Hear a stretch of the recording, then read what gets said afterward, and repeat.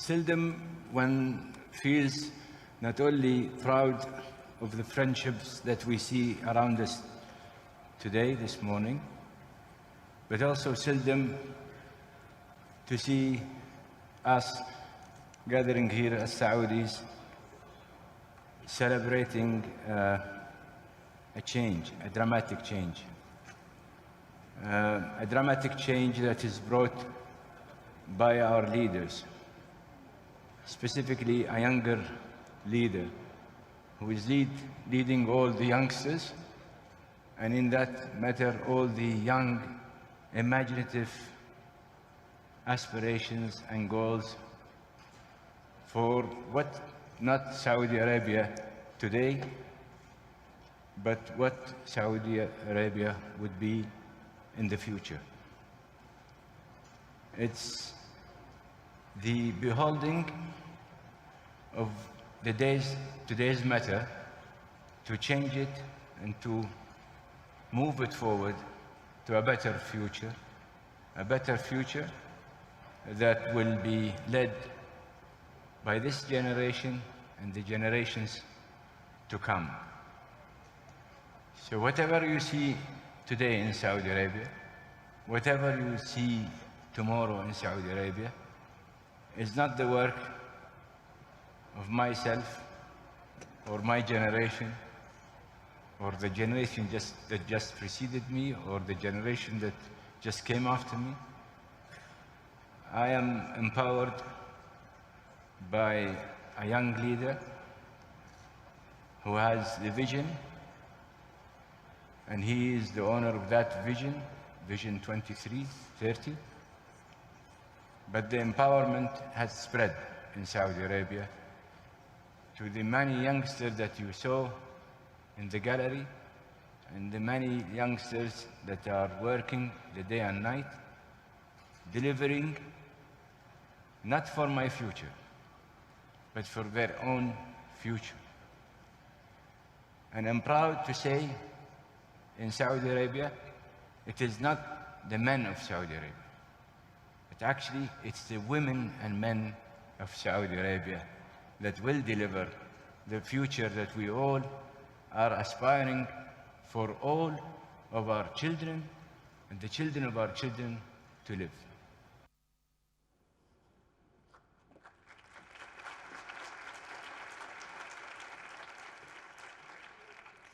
So wonderful to hear those words, and we're so fortunate that we have His Royal Highness with us as well to further talk about our next panel, which is taking the lead, youth driving climate action. We're so excited to open up this panel for a conversation. And of course, afterwards, later in the day, we will be doing, after this panel, a Q&A with His Royal Highness, which he's kindly agreed to as well. And we've heard so many wise words over the last day or so, and further wise words today on the circular economy, on the ecosystem, on the joined-up approach that we're going to see as we use technology, and of course all of your brains out there to find innovative solutions for the next steps. So it gives me great pleasure and a great honor to invite to the stage once more His Royal Highness Abdulaziz bin Salman bin Abdulaziz Al-Saud. He is the Minister of Energy of the Kingdom of Saudi Arabia.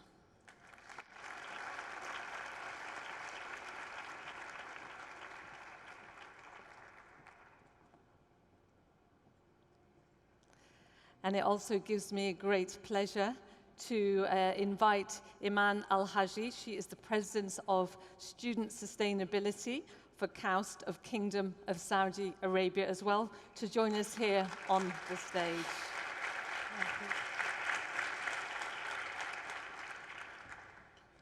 Welcome, Eman. Thank you. Welcome, Your Royal Highness. We're going to push them a little bit because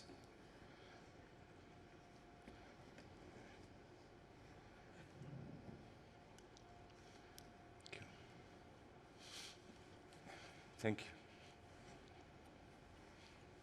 So, Your Royal Highness, such a pleasure to have you here with us today to have this conversation with everyone out here, and of course Eman here on the stage. If I could start the first question, maybe a little bit of a cheeky one, but Your Royal Highness, if you could write a note to your younger self, what would that note say? Well, I don't have to write it to my youngest self. First of all, I'm very honored to be with you here today. I realize it's not necessarily, as the French would say, the crème à la crème of Saudi Arabia, but there is a good chunk of sample of the crème à la crème of Saudi Arabia. I owe it to the young people that I work with, and I'm sure you've seen a realization for why I keep saying the young people that I work with, because of what you have seen just right now, an example of young, inspiring, determined, and forceful enough to tell me in many times, we know better, so just get out of our way. So I don't have to write it to my younger self. I do have a young daughter and young twins. And I keep telling them I would not be honest to myself if I don't, in my job, try to create the very future that I'm aspiring to create for my own children. And because of that, I am determined to ensure that every lost opportunity, everything that I could have done in my youth is something that we should not deny the young and the youth today from not doing. And that's why you see almost half of this room is occupied by young ladies. I have to remind myself, I have to remind you that it's Vision 23 that delivered this incubator today. I'm truly honored to have the opportunity of this intergenerational dialogue with Your Highness Prince Abdulaziz. And my question is, how can youth's input be effectively included in the decision-making process? And what advice would you give young Saudis, in particular women, who want to lead change towards climate justice? Okay. In general, broadly, if you are interested in recruiting young cadets, that's the word we use at the ministry, at the ecosystem, we call them young cadets. It's like almost like a military school. But in all what I do, I always go for a decision-making process, which is more or less a bottom-up approach. The bottom-up approach enables younger, new recruits to immediately have the feel that they are part of the decision-making process. As you've seen in the panel, and this is only a good sample of the people, the young people that I work with. Some of them not even had a 1 year in this ministry. But the way we do it is that we have the experienced people spend a lot of time with the young incomers. We make sure that we push them through serious training, serious courses, and then we take them, what I call it, take them live. Life means throw them in the arena, the real world. And the real world means you have to learn and work simultaneously. And you are guided and guarded by the experienced people, which add more confidence to what you are trying to do, which will enable you to have a counsel and advice. So it is almost a balanced, measured, safe bet on the young, because you are also to have the protection that to avoid their possible mistakes. I've always said, and I continue saying, and I believe there is a tape that keeps spinning for the last 2 years about mistakes and what have you. If we, as elderly, don't allow and have the stomach and the stamina to enable young joiners to make mistakes, I don't know what we could say to ourselves, because we all did the big mistakes and the small mistakes, and creating that tolerance to enable people to goof, but they can recover, is a must, because this is part of the learning process that people need to go through. I would also add the most important word: trust your judgment when you recruited these young cadets. And if you trust your judgment on recruiting, you should push that envelope and trust them in delivering you what you want from them. And without trust, no one would work with you, because you will be getting into the nitty-gritty details of everything, and you will deny them their ability to exhaust their talents. And if you do, you're not getting the best of those people that are working with you. So good chunk also has to depend on the notion of ownership. You've heard some of my colleagues, young colleagues, saying, we own it. If you don't own it, you would not feel the need for having that buying in. Owning something delivers you serious buying in. And if anybody who works on something, be it old or young, if he doesn't feel that he owns it, he will not have the buying in.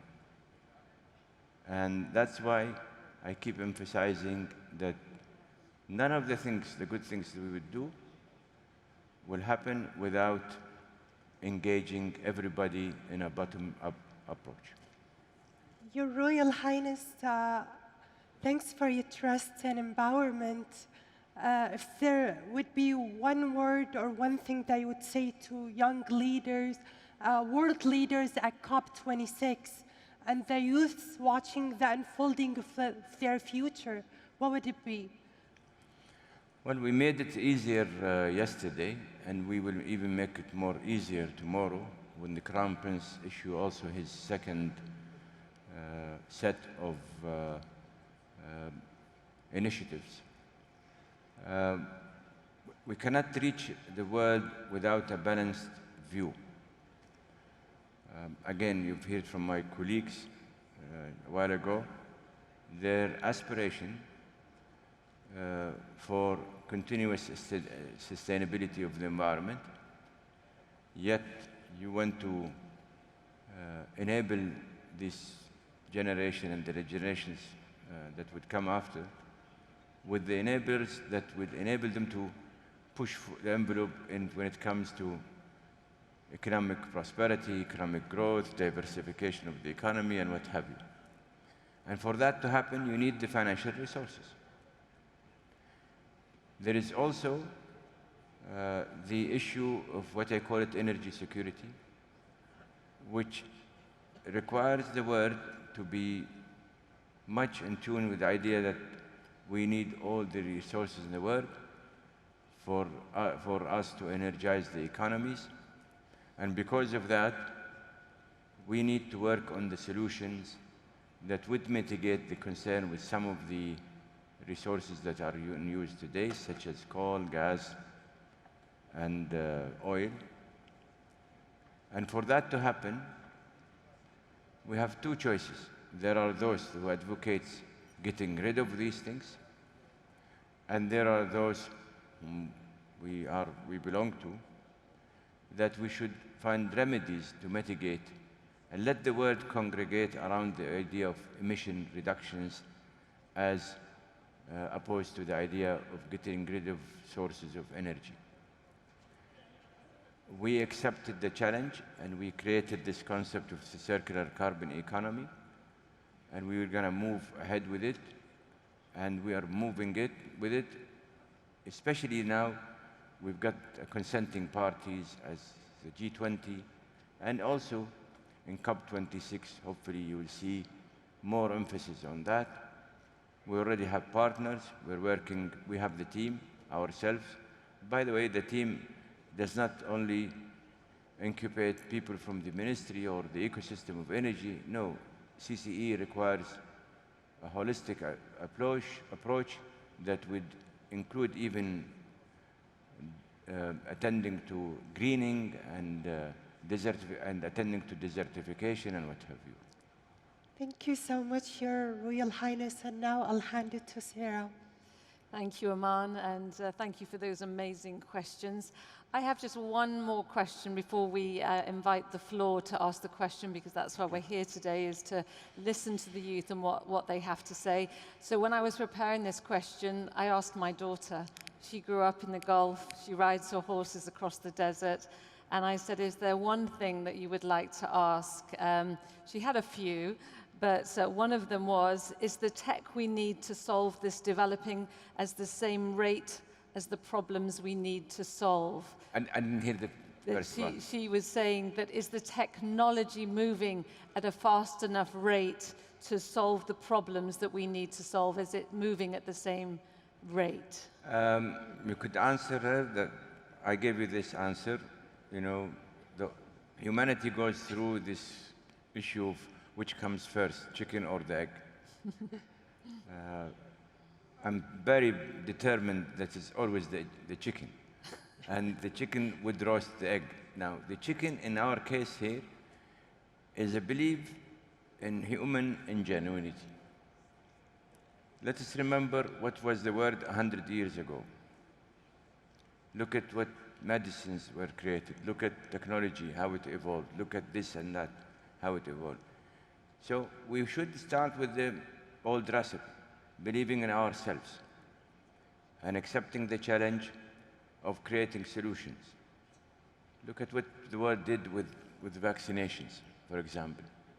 How challenging it would have been had we not got the right technologies of today. Who could have believed that in a matter of less than a year, vaccinations were created in masses. So I believe the chicken is the will to create the technologies, and the belief that these technologies, if developed, would be the right solution. The other alternative is to deceive the whole world by saying we can get rid of this and this and that, but then you don't have the right solutions, and then you will end up with, in our case, serious energy crisis, or a more serious problem, which is nobody's talking about it, further deprivation of the basic energy requirements for billions. Let us not forget, which is a number that's not my calculus, it's a UN report. 3 billion people in this planet Earth are suffering from energy poverty. 750 million people in this world are denied the access of clean energy for cooking. Hundreds of thousands of people die from burning and using biomass. And sometimes they will use it for heating, and they will suffocate and die. Diseases comes out of that. The set of priorities need to be fixed between those who have progressed and are there at the high level of economic prosperity, and those who have not even felt the notion of economic prosperity. So part of the problem that we exist today is that there are those who think of a top-bottom approach, and they are complete denial of what is happening to the ground part. And there are those like us who would like to encompass everybody in a genuine, inclusive way to bring solutions that address all greenhouse gases, all sources of energy should be there, and the mitigators would be there if we can congregate as a word delivering these solutions, technological solution. To name few, in Saudi Arabia we have Kaust, we have KFUPM, we have King Abdulaziz Research Center, and we're working, sustainability program. When we created it, we worked with 50 different international institutions, universities, labs, companies. So, and we have the competence and the capability of integrating these people and integrating the work. So here we are. I hope I provided your daughter with a convincing solution. She'll be watching on YouTube, so I'm sure she'll be Convincing absolutely answer. delighted with that answer. Thank you very much, Your Royal I'm willing to Highness. carry on the conversation with her if she's... Again, I have a very cynical children, but I guess you should be, because I've only seen, this is an advice, be cynical and question everything. It is your best way to learn. When I was at KFUPM, most of my professors actually tagged me with the name Mr. Y. So I'd really advise you to be Mrs. Y and Mr. Y, What a fantastic question. And you talked about there, Your Royal Highness, about the grassroots level. That's why we're all here today at the Youth Summit. So I would love actually now to turn the floor over to those voices that are joining us today. And I know it can be a little bit intimidating. We've all been scared once about speaking to people, but we have some people here in the middle that would love to ask you, Your Royal Highness, a question. If you could state your name, and then His Royal Highness can hear who's speaking to him. Can you allow me just to speak in Arabic? Okay. حقيقة سمو الأمير احنا سعداء جدا بما يطرح في هذه المبادرة، ويعني استمتعنا كثيرا بما طرح فيها في الأمس واليوم أيضا. وأنت سمو الأمير كنت نجم هذه المبادرة بآرائك الحقيقة اللي حقيقة أسعدتنا كثيراً، وأيضاً وضعتنا أمام رؤية واضحة لهذه المبادرة. سؤالي سمو الأمير، هناك جهود كبيرة جداً تقوم بها العديد من الجهات باتجاه التنمية المستدامة والحفاظ على الأنظمة البيئية، ولكن هذه الجهود تتم بمبادرات فردية سواء على مستوى الأفراد أو المنظمات الحكومية. هل بالإمكان توعيد هذه الجهود تحت مظلة واحدة ولتكن مبادرة السعودية الخضراء؟ شكراً. يعني أول شيء بس من باب الإيضاح، كل المبادرات اللي ذكرت أمس واللي حتذكر بكرة هي مبادرات من سمو العاهل الأمير محمد بن سلمان، هو اللي دفعنا جميعاً إلى أنه نعيد ترتيبات أوضاعنا الداخلية بحيث أن نكون أكثر استجابة وأكثر تعاون في موضوع التعاون مع موضوع التغير المناخي. وكانت هذه المبادرات وما سيرد إن شاء الله بكرة مبادرات الحقيقة ترى عشان ما نطل بالآخر هي مبادرات جماعية، عمل معنا فيها قطاعات كثيرة تنوعت حسب نوعية المبادرة وما تحتاج المبادرة من تعاون من جهات متعددة. ساعدنا في ذلك الحقيقة أنه منظومة الطاقة بشكل عام هذا أسلوبه في العمل، عندما يأتينا موضوع مهم أول شيء نبحث عن من شركائنا سواء في القطاع العام أو حتى في القطاع الخاص أو حتى في الشركات المملوكة للحكومة، وعادة نتعاون على مواضيع محددة، وغير إشراكهم أيضا نمكنهم في أنه أيضا يشعروا أنهم مالكين لهذه المبادرات. فالحقيقة بالنسبة لنا ما هو جديد، اللي تطرح الآن ما هو جديد، لكن أنا لا أعرف تحديداً هل في شيء معين في بالك، جهة معينة، NGO معينة، أفراد معينين. على حسب علمي ما أعرف إن في من أي من المبادرات اللي إحنا قدمها طرحها سمو ولي العهد أمس وشرحتها بعد طرحه، إنه لا أعلم إن في أي جهة كان ممكن يكون لها دور فاعل وما تم إشراكها.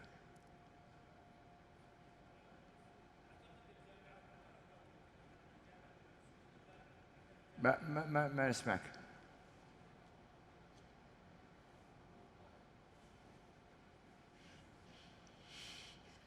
And then we'll move along very quickly because we've got lots of hands there in the right. So أنا طبعاً من جامعة الملك سعود كلية العلوم قسم النبات والأحياء الدقيقة، فيمكن أنا طرحت السؤال بحكم أني أنتمي لهذه الجامعات، وأعتقد أن الجامعات يفترض أن يكون لها دور كبير جداً في هذه المبادرات. شكراً. صحيح، وفي كثير من الجامعات شغالة معنا في المواضيع. Excellent. More questions over there. It's a bit of a lucky dip today, so I can't make that decision. The microphones are coming. There's a young lady there in the middle, please. Just to throw a bomb on the organizers, I'm available. So if you want me to stay more, I will. If they kick me out, it's their problem. Thank you so much, Your Royal Highness, and thank you, Eman, and also Sarah, for the great conversation over here. There's a great message that we would like to spread in all over the country. So my question is, let me first introduce myself. I'm Zainab Hamoud, and I'm a graduate student at King Abdullah University. I work also as a graduate student council in my university. My question is, what model do you envision for youth climate activism in the kingdom? Thank you. We have a model existing. We have Noura here, Mishal. They have a setup. They've been working on climate change issues and sustainability. And if you ask them, and you should ask them and talk to them, because we use them as an independent NGO. It is always good and healthy to have independent voices, but independent voices organized with a setup and tool and kit and a tool that enable them to advocate their own independent opinion, because that is crucial. You know, when we go to climate change negotiation, there are booths and booths of NGOs attending. They represent sometimes a country, and sometimes they represent a global efforts that people congregated because they have similar beliefs and what have you. We at CAPSARC, at King Abdullah Research Center, we're creating now something. I'm not going to give you the name for it until it pops out, but actually it would be a type of an incubator for people who are interested in these subjects. We will put together workshops, we will put panels, we will put material. It will be a type of kind of a membership thing. Learning from our experience when we had CAPSARC, being part of advocacy groups, NGOs, during when we hosted the G20. So, yes, I believe that there is some shortcomings on the concept of NGOs, but we're trying to elevate that. But again, it's gatherings like this which would be, I'm sure, an enabler for more of NGOs should pop up. Next question, please. You can move the microphone. I'm not saying you have to qualify as a student, but the microphone's coming your way. There's some gentlemen here in the corner that would like to ask a question, so I need to look left and right. So one question here, and then we'll go over to the left in just a moment. Your Royal Highness, thank you very much. So I'm originally from South America, Ecuador, and I'm doing my PhD in Kaust. So I'm foreigner in Saudi Arabia, and I feel so welcome, and I really thank you, and thank you for Saudi Arabia for this wonderful opportunity. My question is, knowing that Saudi Arabia is a key role player in the energy production, but how do you see the future in terms of sustainable energy, and how young people would give the contribution for this change in the close future? Thank you very much. Can you repeat that, please? Because the mask is doing it. Sorry. So the question is, knowing that Saudi Arabia is a key player in the energy production, what would be, or how do you see the future in terms of Saudi Arabia, the role for this global energy transition? You know, as cynical as I am always, and I will continue to be, I can't change myself being cynical at this age. But I just have to remind people, you know, the world, ever since its inception, has been going through transition. I have yet to see any day since this planet Earth was created that it was not going through transition. To tag it as a transition, it means that what was happening in the past was total stagnation. It's impossible. We wouldn't be here in this room if the whole world was in stagnation. And it's all about now that people have realized that they have to move and get a kick and a jolt and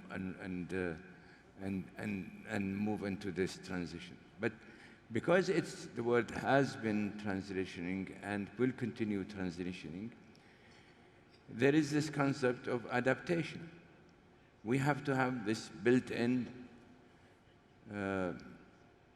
belief that we must continue transitioning as the word transition. And if you take a lead in this effort of transitioning, you will be much rewarded.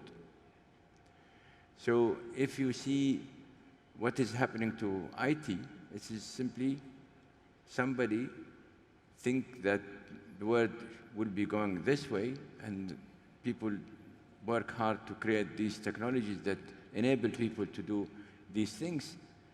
And whoever win that race benefit the most. So in our case, we're saying the world need to move to all sorts of energy. And we can be the incubator of doing all of the above.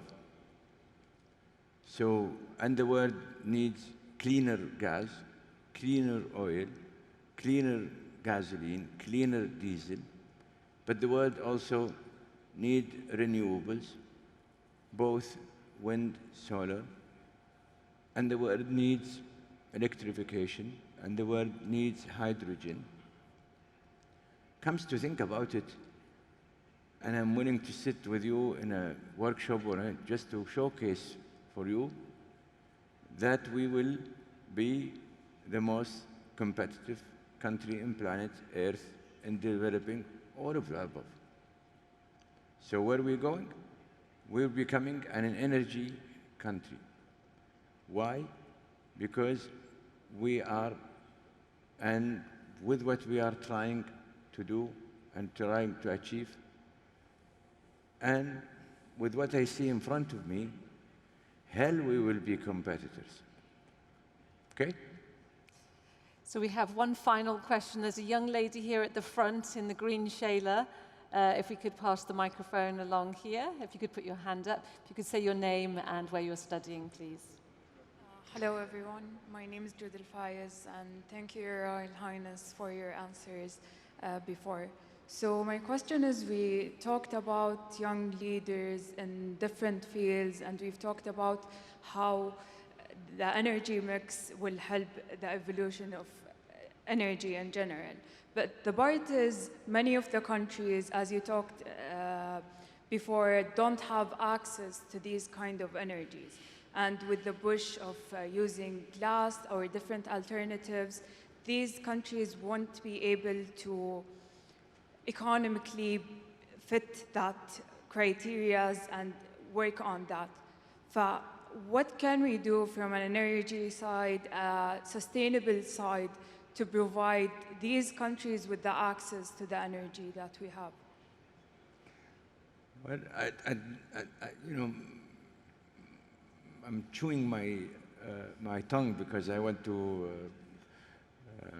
answer you properly, but I will probably, prudence will dictate that I should ask you to wait until tomorrow when the Crown Prince launch the second set of his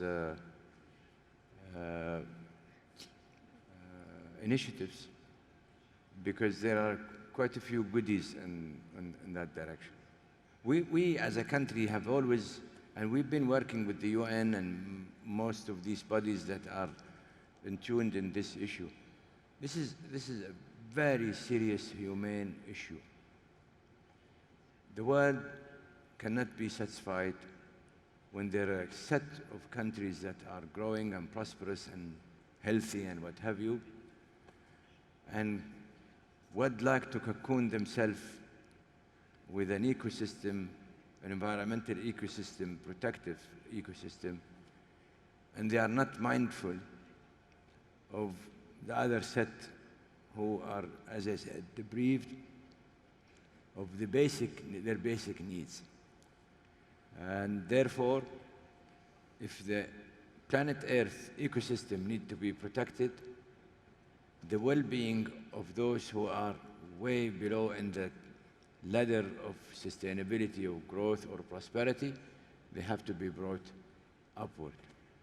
For they then can realize the importance and the prioritization that the upper echelon are focused on.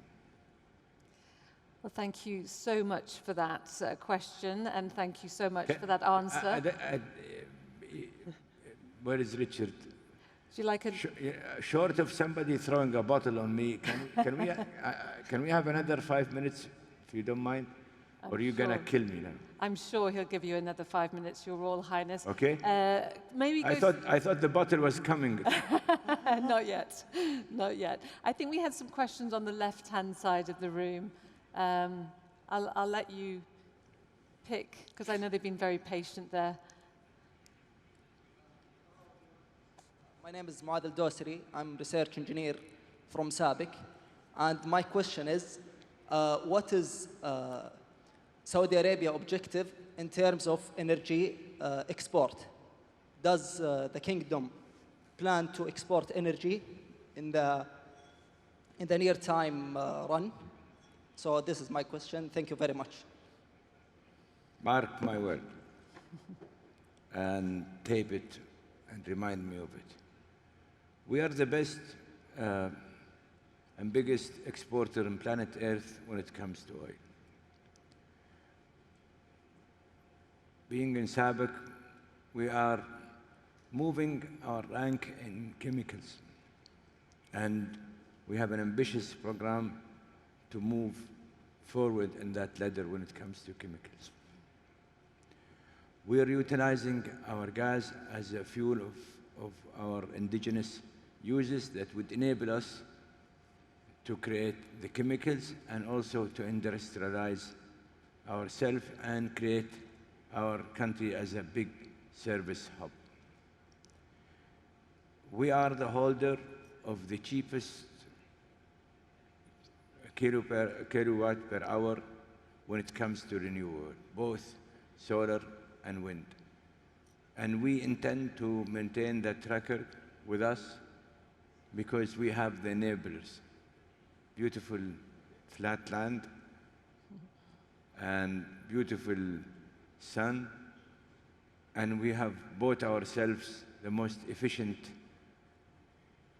air conditioning system thanks to Kafa'a, our local the Center for Efficiency in Saudi Arabia. And we are also will create that cooling system that would continue bless us with the cool weather, and yet does not deprive us of the good sun that allow us to create the power or the electricity that would energize our economy.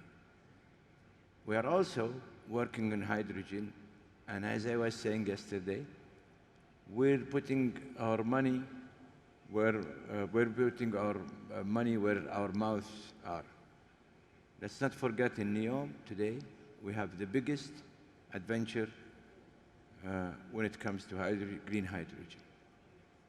We have already exported, in case some of you don't know, some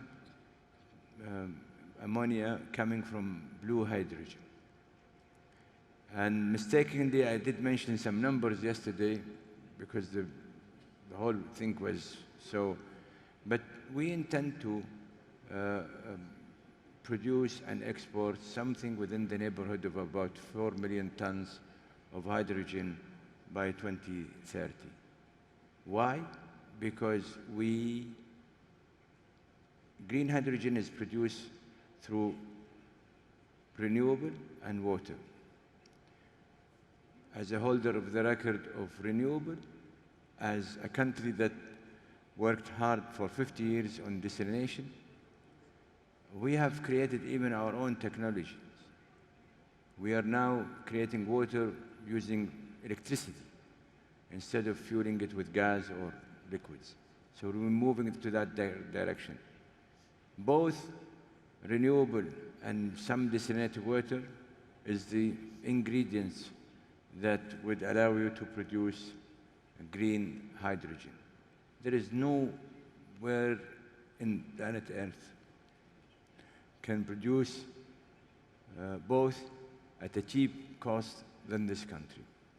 When it comes to blue hydrogen, again, we have a prolific gas base called Jafurah. We're going to use it to energize our economy, and good chunk of that amount of Jafurah gas will be dedicated to generating blue hydrogen.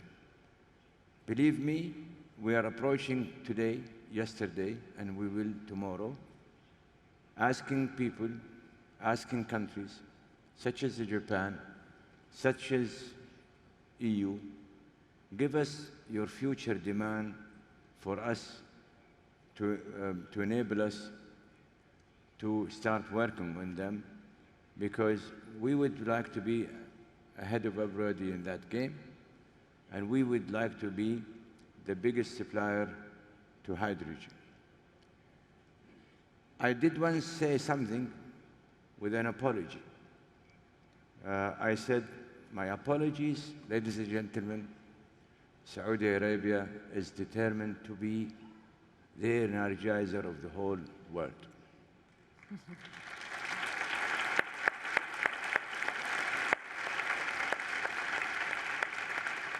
That's a fantastic point. I'm going to allow one more question, if that's all right with I thought that was the grand finale.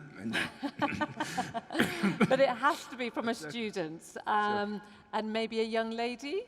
So if you could find me a young lady that's a student in the audience. We have one over here. Yeah. I really love your determination. I'm going to give you that, whether the organizer agree or not. No problem. Go ahead. But you know, I'm full of sympathy for my friend here. That's fine. We'll get him to have the next question. Go ahead. Good morning. I'm Nof, an actuarial science student, and my question is, what inspires you, Your Royal Highness? What is? What inspires you? What inspires you? Do you want my honest opinion or PR opinion? What inspires me is a wife, a daughter, and 2 boys.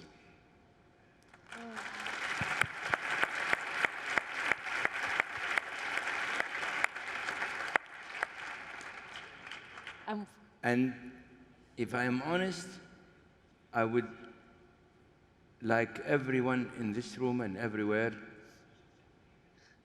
do that.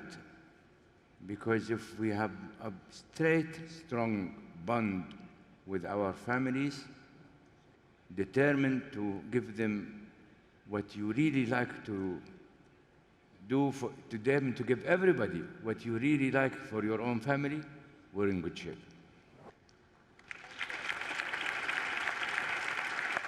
Thank you.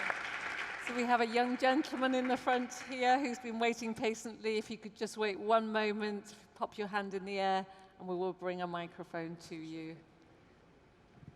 يخرب بيت اللي زعلك يا شيخ. السلام عليكم. أنا ياسر عون من جامعة الملك عبد العزيز. سؤالي: قرأت في هذه المبادرة أن نسبة المحميات سترتفع إلى أكثر من 30% في المملكة العربية السعودية. سؤالي: هل من ضمن هذه المحميات محميات بحرية؟ وما هو تصورك على التأثير الاقتصادي في الثروة السمكية من بعد هذه المبادرة والمحميات؟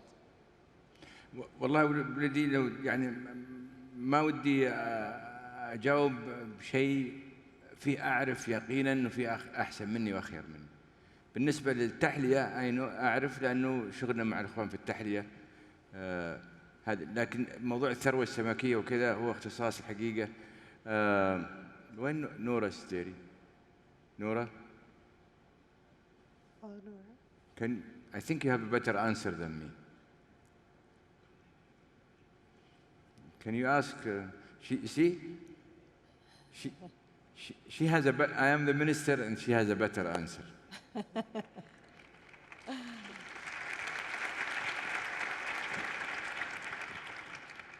Our authority in marine diving. Go ahead. Yes. ممكن تعيد السؤال؟ Yes, if you could repeat the question, please.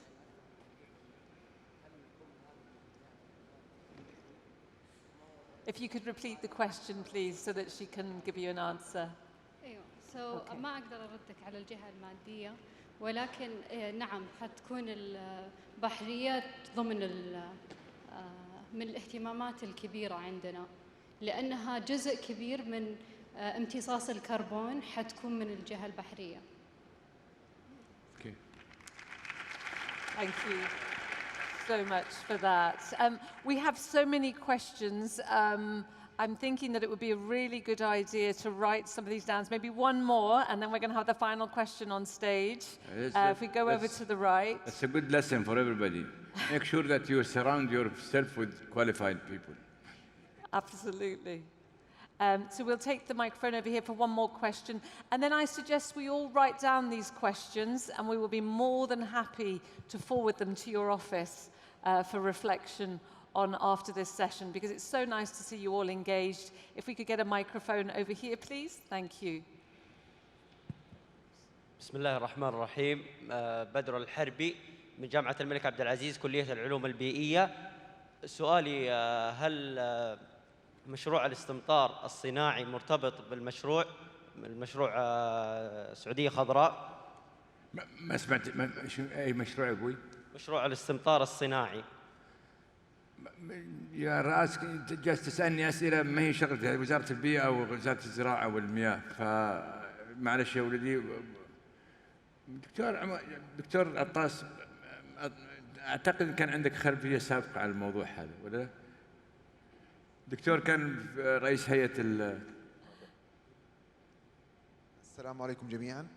بخصوص الاستمطار الصناعي، هو من جزء مبادرات المركز الوطني للأرصاد.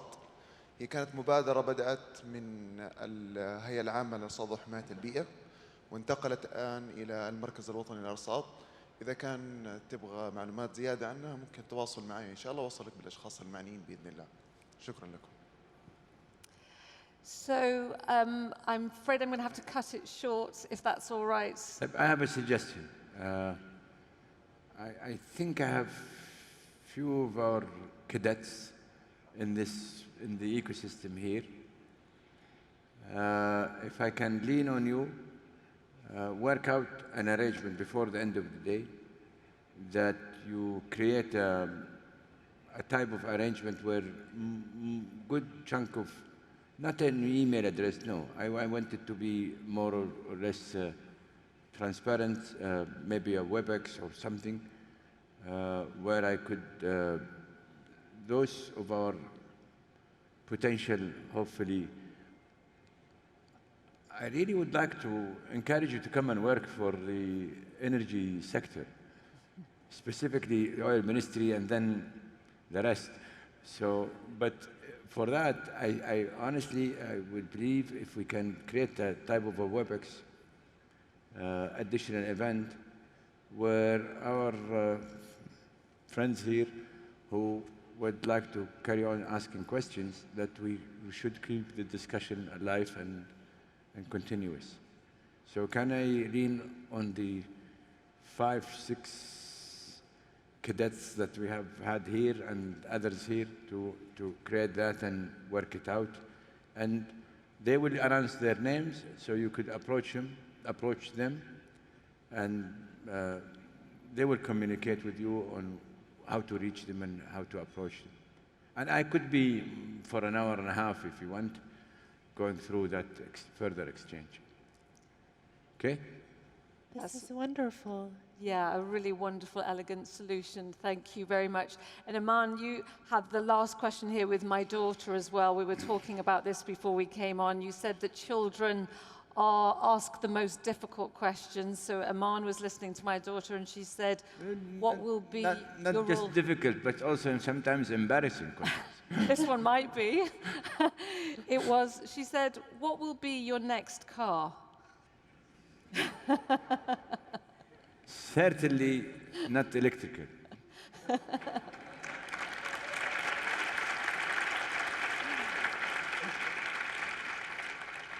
We're producing a new diesel, Euro 5, and we are producing, we have hybrid cars.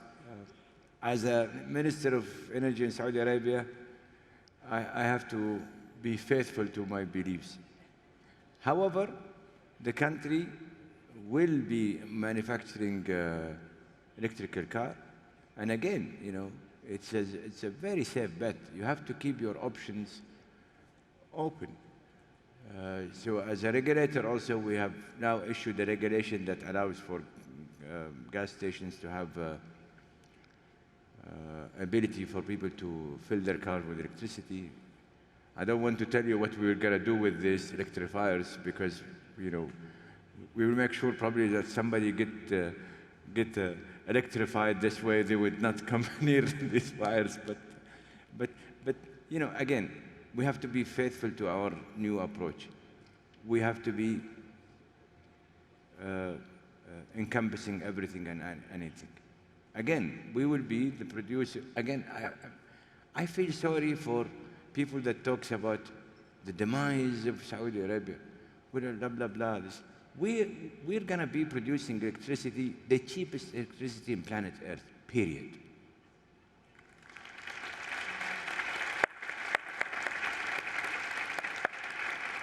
With Your Royal Highness, I would like to end on that very positive note from everything we've heard today. Thank you so much for being so generous with your time to all of us here, and I think that's an excellent suggestion. Please make yourself known, and we'll be delighted to forward those questions and help you arrange that. So meanwhile, a big round of applause for His Royal Highness Abdulaziz bin Salman bin Abdulaziz Al-Saud, Minister of Energy for the Kingdom of Saudi Arabia. Thank you so much.